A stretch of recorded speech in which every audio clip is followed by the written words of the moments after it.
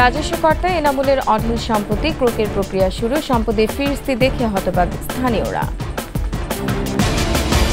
বন্যা পরিস্থিতি অপরিবর্তিত, বিভিন্ন স্থানে নদী ভাঙন, চরম দুর্ভোগে বানভাসী মানুষ।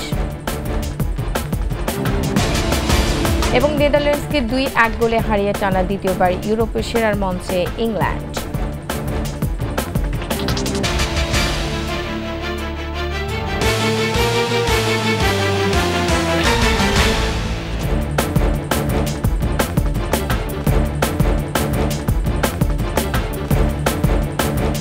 শুনছিলেন ফার্স্ট সিকিউরিটি ইসলামী ব্যাংক পিএলসি সংবাদ শিরোনাম।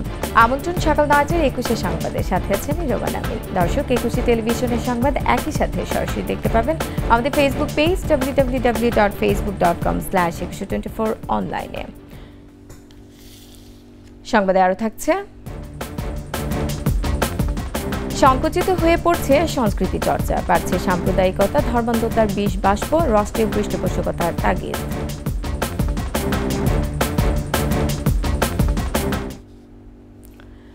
রাজস্ব কর্মকর্তা এনামুল হকের বিপুল সম্পত্তির খোঁজ মিলেছে ফেনীতে। শুধু সোনাগাজীতেই রয়েছে তার প্রায় 100 কোটি টাকার সম্পদ। পৈতৃক বাড়ি সদর ইউনিয়নের মনগাজী হলেও নতুন করে বাড়ি করেছেন সোনাগাজী পৌরসভা এলাকার তুলাতুলিতে। চারপাশে বাউন্ডারি করা বিশাল জায়গা জুড়ে বহুতল ভবন করেছেন 4টি। ফেনী প্রতিনিধি নজরুল ইসলাম রঞ্জুর তথ্য চিত্রে ডেস্ক রিপোর্ট। সিলেটের কাস্টমস, এক্সাইজ ও ভ্যাট কমিশনার এনামুল হকের সম্পত্তির ফিরিস্তি দেখে অবাক তার নিজ জেলা ফেনীর মানুষ। শুধু সোনাগাজীতে মিলেছে প্রায় 100 কোটি টাকার সম্পদ। জ্ঞাত আয় বহির্ভূত সম্পদ অর্জনের অভিযোগে তার বিরুদ্ধে দুদক মামলা করার পর এলাকায় তোলপাড় চলছে। সোনাগাজী পৌর এলাকায় একই ভান্ডারির ভেতর 4টি বহুতলা ভবনের একটি 5 তলা, 2টি 3 তলা ও একটি দ্বিতল বিশিষ্ট। 3 তলা ভবনটি মেয়েকে দান করেছেন। বাড়ির কেয়ারটেকার জানান, এসব সম্পত্তি দেখাশোনা করেন এনামুলের ভগ্নিপতি শরীফ। তবে শরীফ কথা বলতে রাজি হননি।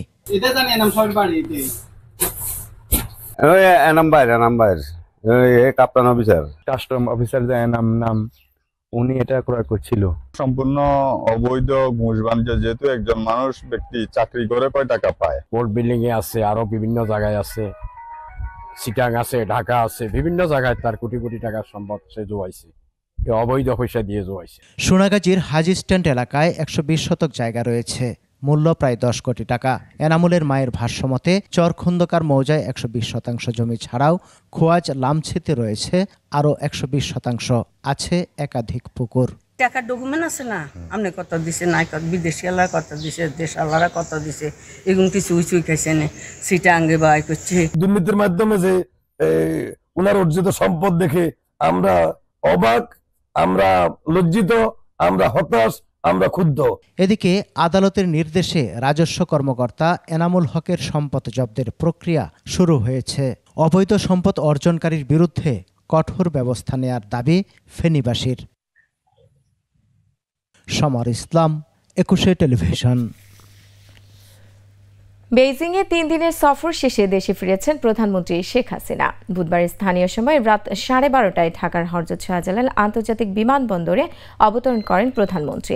এর আগে বেইজিং সময় বুধবার রাত 10:05 বিমান বাংলাদেশ এয়ারলাইন্সের বিশেষ ফ্লাইটে বেইজিং ক্যাপিটাল ইন্টারন্যাশনাল এয়ারপোর্ট থেকে ঢাকার উদ্দেশ্যে রওনা হন তিনি। গত সোমবার সন্ধ্যায় 3 দিনের দ্বিপক্ষীয় সফরে চীনের রাজধানী বেইজিং যান প্রধানমন্ত্রী শেখ হাসিনা। সফরের শেষ দিন বুধবার বিকেলে প্রধানমন্ত্রী শেখ হাসিনা বেইজিংয়ের গ্রেট হল অব দ্য পিপলে চীনের প্রেসিডেন্ট শি জিনপিং এর সঙ্গে সাক্ষাৎ করেন।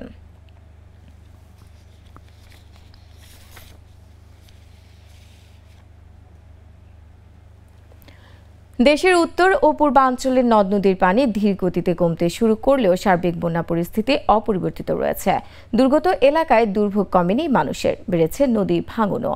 লালমনিরহাটের আদিতমারিতে তিস্তা নদীর পানি নির্মিত বালির বাঁধে ভাঙন দেখা দিয়েছে। বুধবার রাতে হঠাৎ বাঁধে ভাঙন ও ধস দেখা দেয়। কিছু বুঝে ওঠার আগেই ঘরবাড়ি ও গাছপালা ভেঙে পড়তে শুরু করে। সিরাজগঞ্জে যমুনার পানি কিছুটা কমলেও সার্বিক বন্যা পরিস্থিতি অপরিবর্তিত রয়েছে। জেলার 5 উপজেলার 34টি ইউনিয়নের মানুষ এখন পানিবন্দী। টাঙ্গাইলের সব নদীর পানি কমতে শুরু করলেও যমুনা, ঝিনাই, ধলেশ্বরী পানি এখনো বিপদসীমার উপর দিয়ে প্রবাহিত হচ্ছে। প্লাবিত হয়েছে নতুন নতুন এলাকা। পানি কমার সাথে তীব্র হয়েছে নদী ভাঙনও।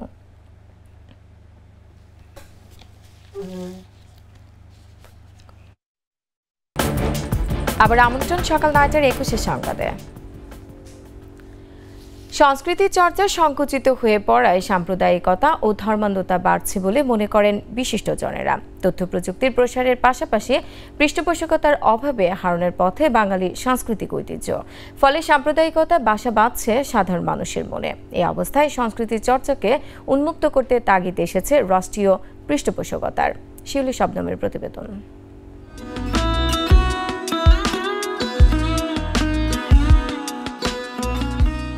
খুব বেশি দিন আগে নয়, ঢাকার পরিচিতি ছিল বাঙালি সংস্কৃতির মেগাসিটি হিসেবে। মঙ্গল শোভাযাত্রা সহ বাংলা নববর্ষ উদযাপন অসাম্প্রদায়িক বাঙালি সংস্কৃতির অনন্য এক উদাহরণ। কিন্তু কালক্রমে সীমিত হয়ে এসেছে সাংস্কৃতিক ঐতিহ্য। পথনাটক হইতো, সাংস্কৃতিক অনুষ্ঠান, সারা বাংলাদেশ থেকে বিভিন্ন সাংস্কৃতিক দল আসতো, তারা পথনাটক করতো, কিন্তু সেই জায়গাগুলো হচ্ছিল বন্ধ হয়ে গেছে। আজকে আমরা সারা বাংলাদেশে বিভিন্ন জায়গায় অনেক কিছু মডেল তৈরি হয়, কিন্তু আমরা এখনো দেখি না যে একটা মডেল সাংস্কৃতিক কেন্দ্র তৈরি হচ্ছে। খুব দুর্ভাগ্য, আমাদের বাংলাদেশে এখন সংস্কৃতি চর্চাটা খুবই সীমিত।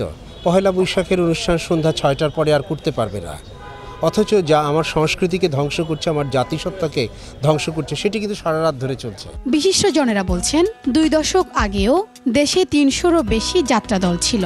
হাতের মুঠোয় তথ্য প্রযুক্তি আসায় বিনোদনও সহজপ্রাপ্য হয়েছে। সেই সাথে পৃষ্ঠপোষকতার অভাবে যাত্রা দলের সংখ্যা এখন হাতে গোনা। এর বাইরেও হারিয়ে গেছে নৌকাবাইজ, সার্কাস কিংবা পুতুল নাচের মতো গ্রামীণ বিনোদনের উৎসগুলো। যখন আমাদের দেশে গ্রামে যাত্রা হতো, প্রত্যেকটা গ্রামে থিয়েটার হতো, নাটক হতো, ছেলেপিলারা সেখানে অংশ নিত, তাই না? নদীতে যখন নাকি নৌকা চালাতো, আমি নিজে শুনেছি ওরা গান গাইছে, তাই সেগুলি নাই এখন। বাঙালি সংস্কৃতি হারিয়ে যেতে বসায় মানুষ ঝুঁকছে মৌলবাদ ও সাম্প্রদায়িকতার পথে।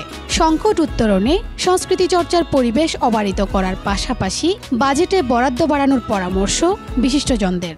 একটা মানুষকে পূর্ণাঙ্গ মানুষ করতে পারে সে যদি সংস্কৃতবান হয়, আদারওয়াইজ সে কিন্তু পূর্ণাঙ্গ মানুষ না।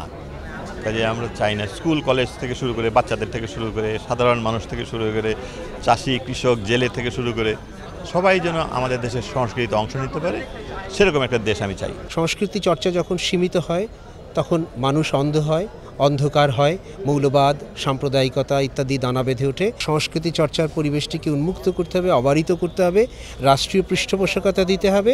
সংস্কৃতির বিকাশে বড় আয়োজনের পাশাপাশি সারা দেশে সাংস্কৃতিক কেন্দ্র স্থাপন, শিক্ষা প্রতিষ্ঠান, বিভিন্ন সংগঠন, ক্লাবগুলোকে উৎসাহ দেওয়ারও তাগিদ তাদের। শিউলি শবনম, 21 টেলিভিশন, ঢাকা। প্রশাসনিক অনুমোদন আর প্রয়োজনীয় জনবল সংকটে চালু হচ্ছে না 250 শয্যার পঞ্চগড় সদর আধুনিক হাসপাতাল। এখন 100 শয্যা নিয়ে চললেও তাতেও রয়েছে চিকিৎসক সংকট, সেবাবঞ্চিত লাখো মানুষ। অভিযোগ রয়েছে সরকারি ওষুধ ও খাবার না পাওয়ারও। পঞ্চগড় প্রতিনিধির প্রতিবেদন নিয়ে ডেস্ক রিপোর্ট। পঞ্চগড় সদর আধুনিক হাসপাতাল সীমান্ত ঘেঁষা এ অঞ্চলের 13 লাখ মানুষের সরকারি চিকিৎসা সেবার একমাত্র ভরসাস্থল। 100 থেকে 250 শয্যায় পরিণত হলেও চিকিৎসা সেবায় আসেনি কোনো পরিবর্তন। কলেবর বাড়লেও সংকট জনবলের। প্রশাসনিক অনুমোদন সহ জনবল না পাওয়ায় অকিছু পড়ে আছে নবনির্মিত ভবনটিও। পুরনো কাঠামোর 100 শয্যা নিয়েও চললেও সেখানে রয়েছে চিকিৎসক সংকট। 37 জনের জায়গায় সেবা দিচ্ছেন 12 জন চিকিৎসক। এখানে শুধু অসুখ না, অসুখের সাথে অনেক আবেগ ইমোশন জড়িত থাকে। একজন বহির্বিভাগের চিকিৎসক হিসেবে 354 জন রোগী একদিনে দেখা একটু দুঃসাধ্য কাজ। হৃদরোগ, হাড়জোড়া, মেডিসিন সহ বেশ কয়েকটি বিভাগে চিকিৎসক না থাকায় ভোগান্তির শিকার এসব রোগে আক্রান্তরা। চিকিৎসক সংকটে বহির্বিভাগের ঘন্টার পর ঘন্টা দাঁড়িয়েও মিলছে না সেবা।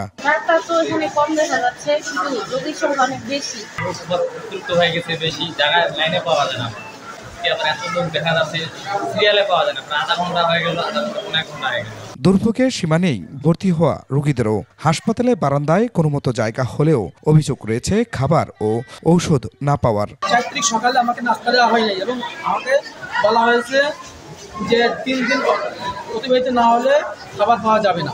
সিভিল সার্জন সহ সংশ্লিষ্টরা বলছেন শূন্যপদ পূরণ সহ শিগগিরই পূর্ণাঙ্গ সেবা পাবেন রোগীরা। এই চিকিৎসকের ব্যাপারে আমরা আমাদের স্থানীয় যে জনপ্রতিনিধি রয়েছেন, আমাদের সাংসদ রয়েছে এবং আমাদের ঊর্ধ্বতন কর্তৃপক্ষ রয়েছেন, এই বিষয়টি সুনজরে আমরা এনেছি। তারাও তাদের দিক থেকে এই বিষয়টি নিশ্চিত করার জন্য বদ্ধপরিকর এবং আমরা আশা করি অতি শীঘ্রই এই বিষয়টি আমাদের সফলকামতে যে জটিলতাগুলো ছিল বা সীমাবদ্ধতা ছিল সেটি পুরোটাই আমার মনে হয় যে সুসম্পন্ন হবে এবং মানুষ সেখান থেকে আধুনিক সুযোগ সুবিধা সম্পন্নিত চিকিৎসা সেবা পাবে। দ্রুত 250 শয্যার উপযোগী হাসপাতাল চালুসহ পর্যাপ্ত চিকিৎসা সেবা নিশ্চিতের দাবি পঞ্চগড়বাসীর। খুরশিদ আলম মুকুল, 21 টেলিভিশন। আর এরই সাথে শেষ করছি সকাল 9টার 21 সংবাদ। যাবার আগে ফার্স্ট সিকিউরিটি ইসলামী ব্যাংক পিএলসি সংবাদ শিরোনামগুলো আরও একবার। রাজস্ব কর্তা এনামুলের অঢেল সম্পত্তি ক্রোকের প্রক্রিয়া শুরু, সম্পত্তি ফিরিস্তিরি দেখে হতবাক স্থানীয়রা। বন্যা পরিস্থিতি অপরিবর্তিত, বিভিন্ন স্থানে নদী ভাঙন, চরম দুর্ভোগে বানভাসী মানুষ। এবং নেদারল্যান্ডসকে 2-1 গোলে হারিয়ে টানা দ্বিতীয়বার ইউরোপ সেরার মঞ্চে ইংল্যান্ড।